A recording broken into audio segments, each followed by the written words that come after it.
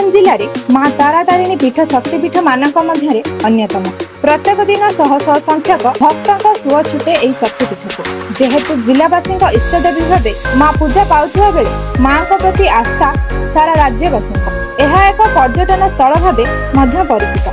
तेणु प्रत्येक दिन बहु संख्यक भक्तों समागम होता है। मां को दर्शन करने आसुथिबा भक्त अन्नप्रसाद पाइबारु वंचित होते एणिकी आउ से असुविधा हेब नहीं ऑटोमेटिक अन्नप्रसाद पाइपारे।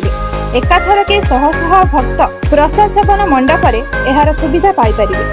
अन्नप्रसाद बंटनर शुभारंभ करिले गंजाम जिलापाल बी कीर्तिभूषण। आज प्रसाद व्यवस्थार शुभारंभ करने सहित प्रसाद परसिले एवं भक्तों गहन बसी प्रसाद सेवन करिले जिलापाल। भक्तों सुविधा एभली हाइजेनिक प्रसाद व्यवस्था करा जायतिबा कहिसंती जिलापाल।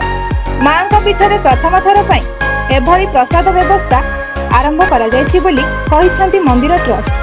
प्रत्येक दिन अन्न सह डाली तरकारी खुरुमा खीरी भली प्रसादर व्यवस्था उपलब्ध रहिबो।